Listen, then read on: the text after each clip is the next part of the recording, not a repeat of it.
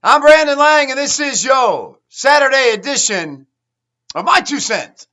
We'll get your complimentary winner in just a moment. Go right back to Detroit and Kansas City. Boyd and Volquez.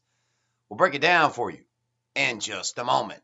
Speaking of breaking it down, I said this week was a much needed bounce back week, and we have done just that as we cashed a 10-dimer on Cole Hamels yesterday, so don't look now. But we're 3-1 this week heading into the weekend.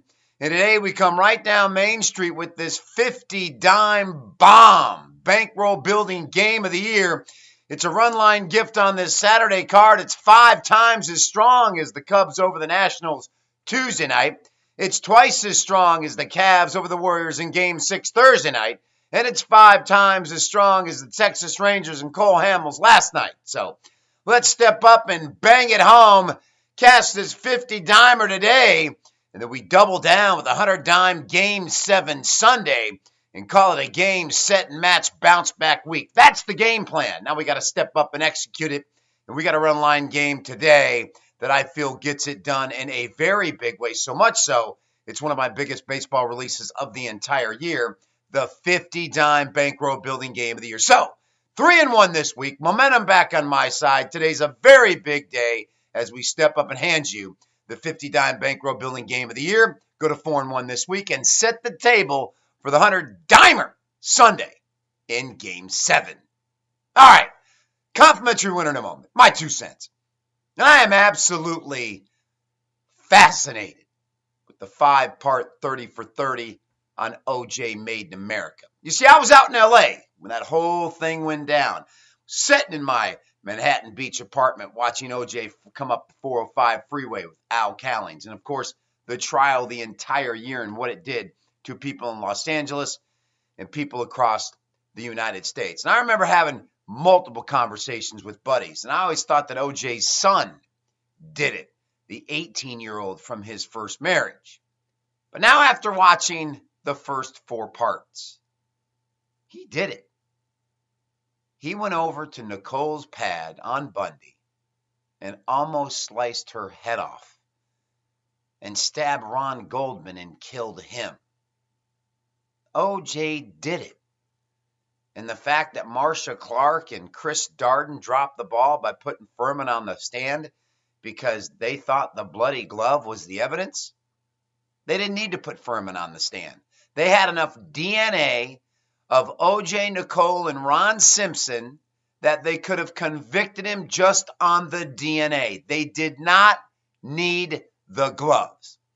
And that's something Marcia Clark, Chris Darden, Gil Gerard, and the entire prosecution team has to live with for the rest of their life. Karma?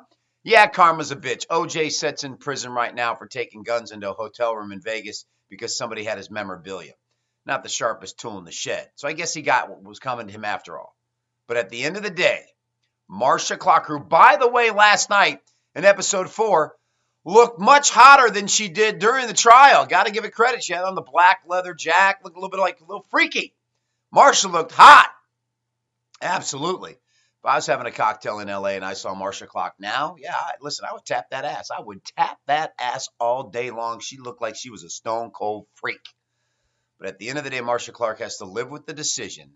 When Chris Darden told her, do not put Furman on the stand, Marcia Clark did.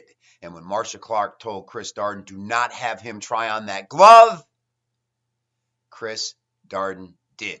And if they never admit the gloves into evidence, you'll never have Johnny Cochran saying, if the glove don't fit, you must acquit.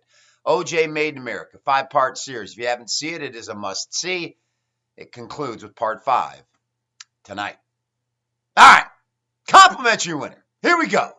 Kansas City beat Fulmer, the red-hot pitcher who had had 5 great starts, about 29, 30 consecutive scoreless innings.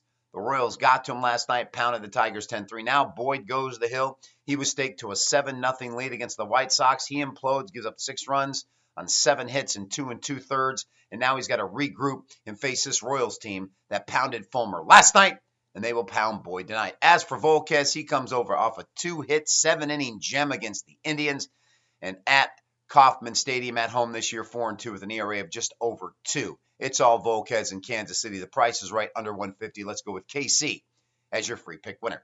That's it, everybody. A fantastic Saturday. As always, I'm Brandon Lang. Win or lose, we'll see you back here on Sunday with another edition of My 2 Cents.